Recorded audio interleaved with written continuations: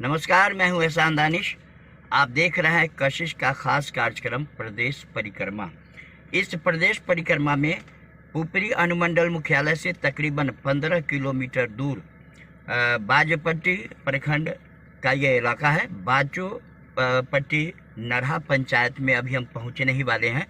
वहां चल करके एक ऐसे अजूबे पेड़ से आज हम अपने दर्शकों का दीदार कराएंगे कि वाकई काबिल तारीफ़ है और बिल्कुल अजूबा है। ये तकरीबन सैकड़ों साल पुराने बट वृक्ष की क्या खूबियां हैं, हम उस पेड़ के पास पहुंच करके वहां के स्थानीय लोगों से जानकारी लेकर के अपने दर्शकों को बताएंगे कि इस अभी सीतामढ़ी ज़िला में ये एकलौता ऐसा पेड़ है, बल्कि यूँ कह सकते हैं कि बिहार का ये एकलौता बट वृक्ष ऐसा है जो सैकड़ों साल पुराना है। इसकी कई धार्मिक और ऐतिहासिक मान्यताएं भी हैं। हम चलते हैं उस पेड़ के करीब, जिस मोहल्ले में वो मौजूद है पेड़ सैकड़ों साल पुराना। वहाँ के स्थानीय लोगों से मिल करके हम जानते हैं कि उस जो जगह है वो गाछी टोला के नाम से, उस पेड़ की लंबाई चौड़ाई इस कदर है कि लोग उस मोहल्ले का नाम गाछी टोला पड़ गया है और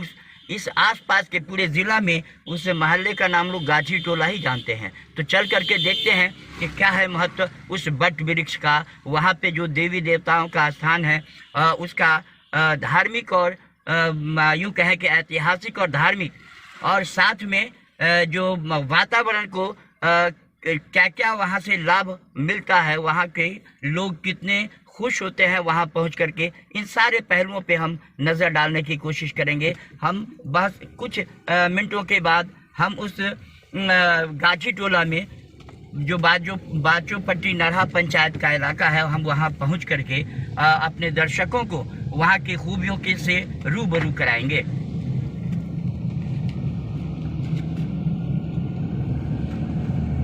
कितना दुर्गम रास्ता है इस ऐतिहासिक बट वृक्ष तक जाने का। आप इससे अंदाज़ा लगा सकते हैं कि कछुए की चाल में मेरी गाड़ी जाने को मजबूर है, क्योंकि इतना जोखिम भरा ये रास्ता है। शायद ये स्थानीय प्रशासन की लापरवाही कहें या स्थानीय जनप्रतिनिधियों की, कि आज तक इस ऐतिहासिक धरोहर को एक रास्ता तक भी यहाँ के जनप्रतिनिधि या यहाँ के जो प्रशासनिक पदाधिकारी हैं उन लोगों ने ये नहीं दिया है। ये काबिल गौर है और ज़रूरत है कि इस ऐतिहासिक धरोहर को बचाने की, ताकि आने वाले दिनों में यहाँ के जो लोग हैं, यहाँ के जो आने वाली नस्ल है, वह इस इतिहास को याद रखे कि ये सैकड़ों साल पुराना वट वृक्ष यहाँ के स्थानीय प्रशासनिक पदाधिकारी और जनप्रतिनिधियों की देखभाल की वजह से सुरक्षित है। और चल के अब हम कुछ ही पल में हम उस जगह पे पहुँच रहे हैं जहाँ पे मौजूद है सैकड़ों साल पुराना वट वृक्ष। हम जानते हैं यहाँ के स्थानीय लोगों से कि क्या है इसकी हकीकत। प्रदेश परिक्रमा में आज हम पहुँचे हैं बाजोपट्टी नरहा पंचायत के गाछी टोल में, जहाँ पे सैकड़ों साल पुराना बट वृक्ष है और इसकी क्या अहमियत है, इसकी क्या खूबियाँ हैं इस बट वृक्ष का जो सैकड़ों साल पुराना है। हम उसको जानने के लिए तकरीबन ऊपरी अनुमंडल मुख्यालय से 15 किलोमीटर दूर इस गांव में पहुंचे हैं। पहले हम ये अपने दर्शकों को बताना चाहेंगे कि सीतामढ़ी ज़िला का ये बाजपट्टी विधानसभा क्षेत्र है। बाजपट्टी विधानसभा क्षेत्र का ये बाजपट्टी प्रखंड मुख्यालय से तकरीबन 10 किलोमीटर की दूरी पे है ये जगह गाछी टोला। गाछी टोला में ये सैकड़ों साल जो बरगद का पेड़ है, इसमें बहुत सारी बातें जो मेरी जानकारी में आई कि यहाँ पे तीन देवी देवताओं का यहाँ पे स्थान है। ब्रह्म स्थान है, महारानी स्थान है और उसके बाद यहाँ पे और भी एक स्थान है, हम महावीर स्थान है। और तीनों स्थान के वजह होने की वजह से इस जगह की अहमियत अपने आप में अद्वितीय है। इसका एक सैकड़ों साल पुराना इतिहास रहा है। यहाँ के जानकार बताते हैं कि हर साल यहाँ पे एक ऐसा अवसर आता है जब अयोध्या से दर्जनों की संख्या में यहाँ पे साधु संत आते हैं और यहाँ पे आकर के धुनी रमाते हैं, यहाँ पे पूजा पाठ करते हैं। हम अपने कैमरा पर्सन से चाहेंगे कि सैकड़ों साल पुराने इस वट वृक्ष, जिसे हम बरगद के पेड़ के नाम से भी जानते हैं, हमारे कैमरा पर्सन से चाहेंगे कि पूरा एक दृश्य एक बार हमारे दर्शकों को दिखाएं कि ये तकरीबन 2.5 से 3 एकड़ के एरिया में ये बरगद का पेड़ किस तरह से फैलता गया है, लेकिन रख रखाव के अभाव में ये धीरे धीरे अब खराब होता जा रहा है। बहुत सारा इसका जो जड़ है वो सूखता जा रहा है। ज़रूरत है यहाँ के स्थानीय जन प्रतिनिधियों की जिम्मेदारी बनती है कि इस बर्बाद हो रहे ऐतिहासिक धरोहर को बचाने की कोशिश करें।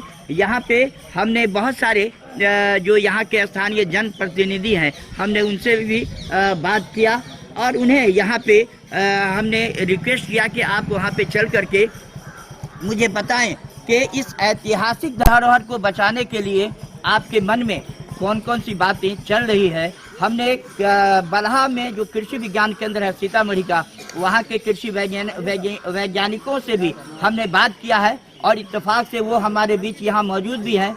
हमारे बीच मौजूद हैं कृषि विज्ञान केंद्र बलहा के यहाँ पे डॉक्टर साहब। हम इससे जानने की कोशिश करते हैं कि इस वट वृक्ष का क्या क्या महत्व है।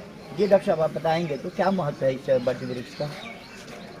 मैं वट वृक्ष के बारे में ये आप लोगों को कहना चाहेंगे और आपके माध्यम से ये किसानों के बीच में भी ये जानकारी देना चाहेंगे कि इस पृथ्वी पर जितने भी पेड़ हैं, उस पेड़ में से कुछ पेड़ ऐसे हैं जिसमें वट पेड़ भी आता है, जो ऑक्सीजन निर्माण का काम करते हैं। जैसे धान का हुआ तो धान का हुआ, आम का हुआ, ये सब क्या करता है कि ऑक्सीजन और कार्बन डाइऑक्साइड दोनों का आदान प्रदान करता है। लेकिन वट वृक्ष, पीपल का पेड़, लोग घरों में तुलसी का पेड़ भी लगाते हैं। ये सब के पीछे एक वैज्ञानिक महत्व है। वट वृक्ष के बारे में ये कहना चाहूँगा, ये 24 घंटे में 20 घंटे ऑक्सीजन छोड़ती है वायुमंडल में, मात्र 4 घंटे ही ये कार्बन डाइऑक्साइड छोड़ती है। ये सबसे बड़ा इम्पोर्टेंस चीज़ है हम लोगों के लिए, हम लोगों के जीवन के लिए। क्यों आज जो परिस्थिति बदली है हमारी धरती का, हमारे वातावरण का जो परिस्थिति बदली है, उसमें ये कंडीशन अभी आ गया है कि हमारे ऊपर जो एक सुरक्षा कवच है जिसको हम लोग ओजोन लेयर बोलते हैं, वो ओजोन लेयर हम लोगों की सुरक्षा प्रदान करती है।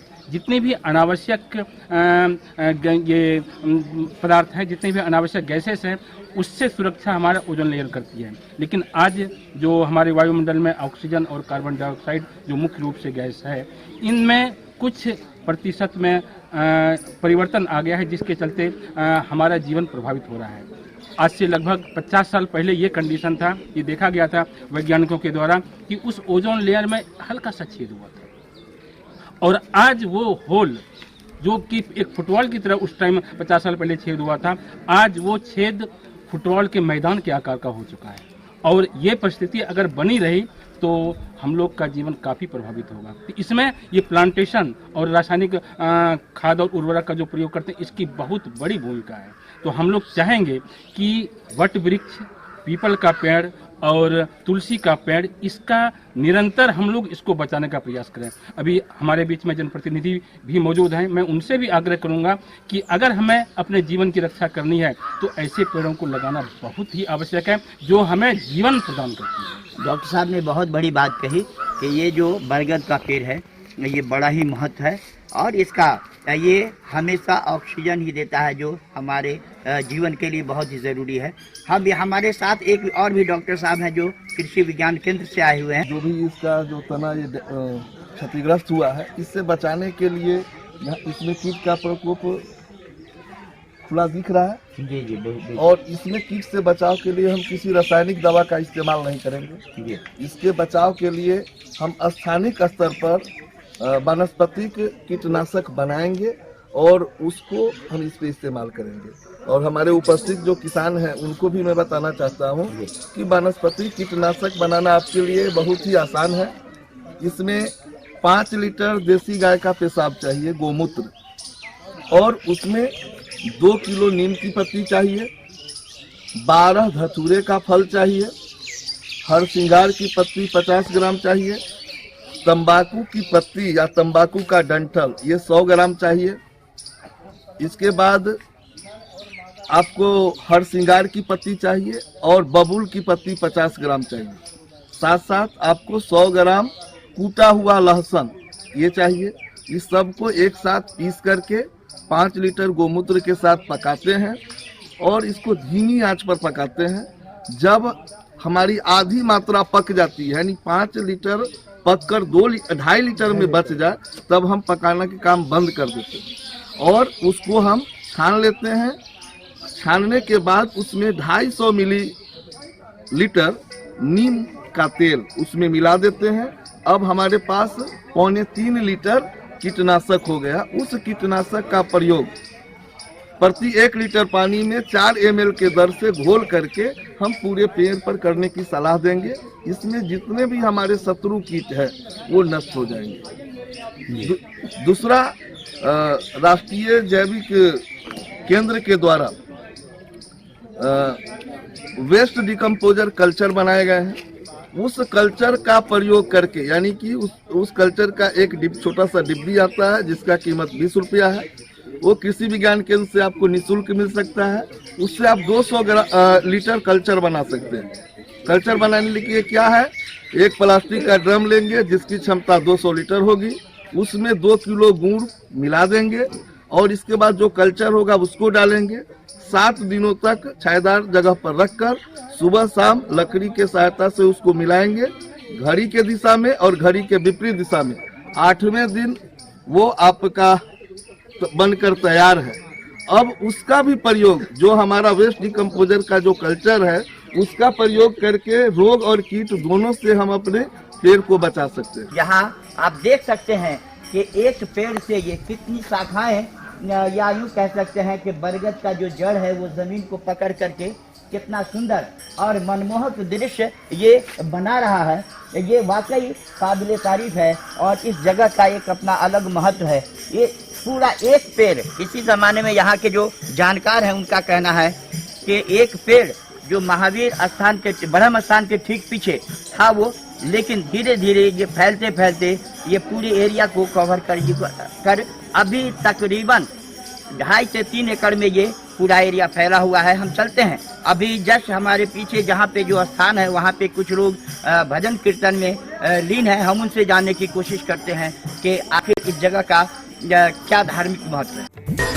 अब हम पहुँच चुके हैं इस गाठी टोला की ठीक जहाँ पे ये 3 यहाँ पे देवी और देवताओं का स्थान है। हमारे ठीक बाईं ओर, अपने कैमरा पर चाहेंगे वो दिखलाएंगे, हमारे ठीक बाईं ओर महारानी स्थान है और ये महारानी स्थान, और हमारे ठीक पीछे जहाँ पे मैं खड़ा हूँ, हमारे ठीक पीछे ये ब्रह्म स्थान है और ब्रह्म स्थान, और हमारे दाहिनी ओर ये यहाँ पे ये महावीर स्थान है। महावीर स्थान, ये तीन देवी देवताओं का जो स्थान है, यही कारण है कि इस जगह का बहुत ही बड़ा महत्व है, धार्मिक महत्व है। यहाँ के लोग जो यहाँ पुजारी हैं, हम उनसे मिल करके जानने की कोशिश करते हैं कि यहाँ का धार्मिक महत्व क्या है, पुराना इतिहास क्या रहा है।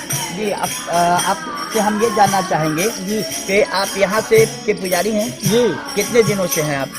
हम तो हमारे बाबा के टाइम से ही हम पुजारी हैं। हमारे बाबूजी हुए जी, और बाबूजी के बाद मैं हूँ यहाँ का पुजारी। अच्छा, लगातार आपके पूर्वज यहाँ हैं? जी सर। जी। ये कितना सौ पुराना? ये 200 साल पूर्व का ये पेड़ है जी जी।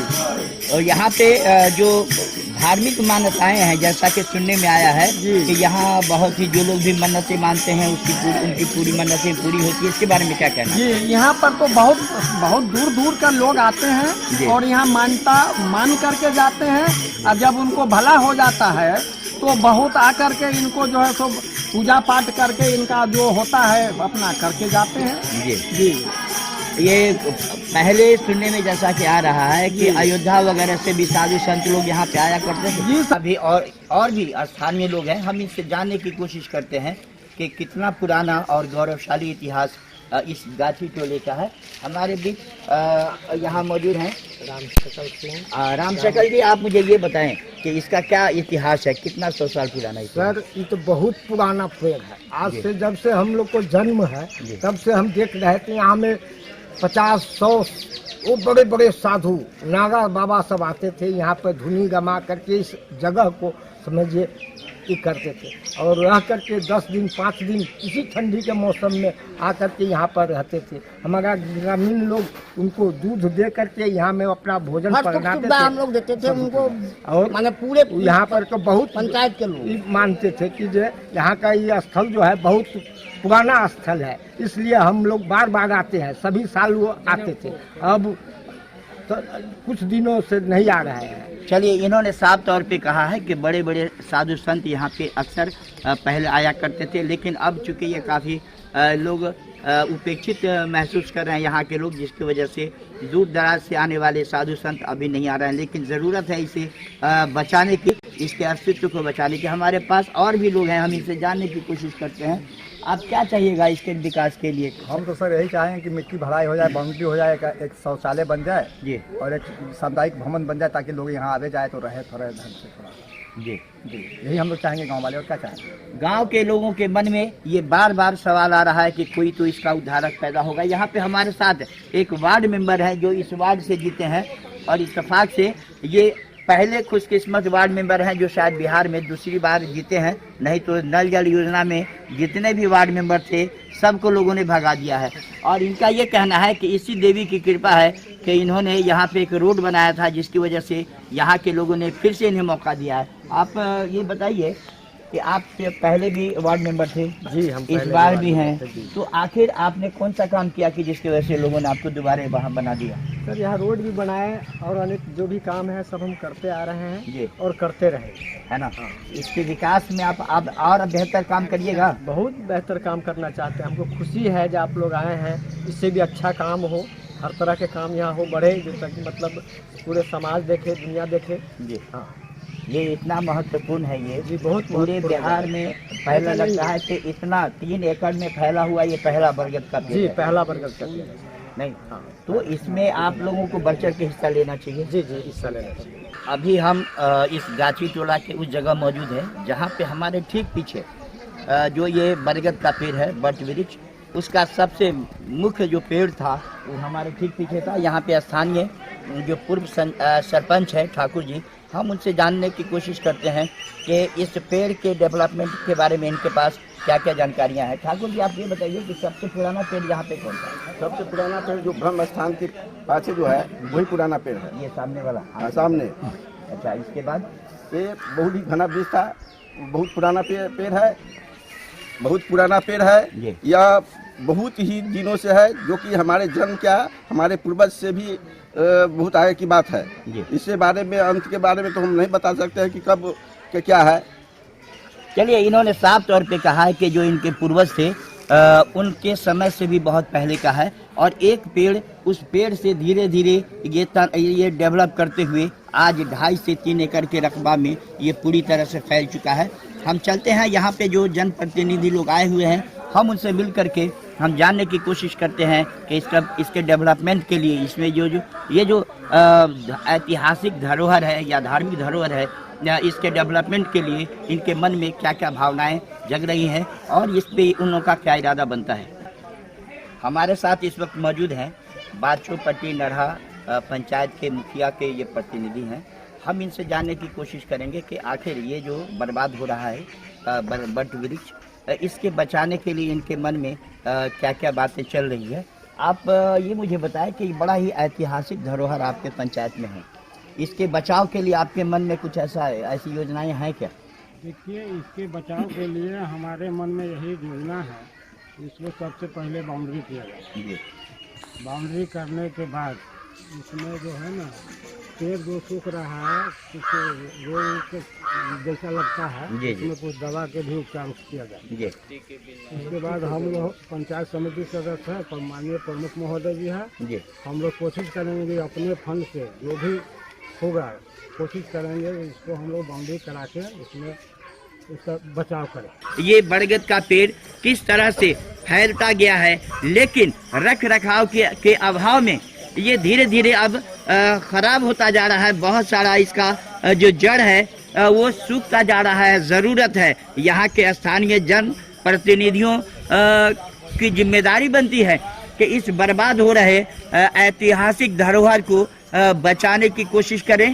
यहाँ पे हमने बहुत सारे जो यहाँ के स्थानीय जनप्रतिनिधि हैं, हमने उनसे भी बात किया और उन्हें यहाँ पे हमने रिक्वेस्ट किया कि आप वहाँ पे चल करके मुझे बताएं कि इस ऐतिहासिक धरोहर को बचाने के लिए आपके मन में कौन कौन सी बातें चल रही है। हमने बलहा में जो कृषि विज्ञान केंद्र है सीतामढ़ी का, वहाँ के कृषि वैज्ञानिकों से भी हमने बात किया है और इत्तेफाक से वो हमारे बीच यहाँ मौजूद भी हैं। हम उन कृषि वैज्ञानिकों से भी जान करके ये जानने की कोशिश करेंगे कि वट वृक्ष जो सैकड़ों साल पुराना है उसका मेडिसिनल क्या इम्पोर्टेंस होता है, उसकी क्या विशेषताएं होती है।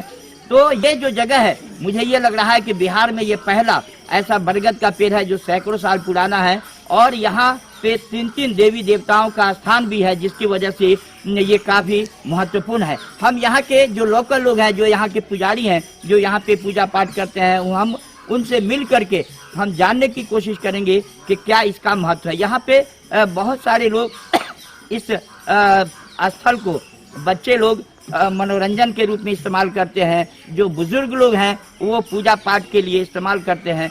चल करके हम और भी जगह हम यहाँ के अपने दर्शकों को दिखाएंगे, यहाँ के महत्व की जानकारी बताएंगे।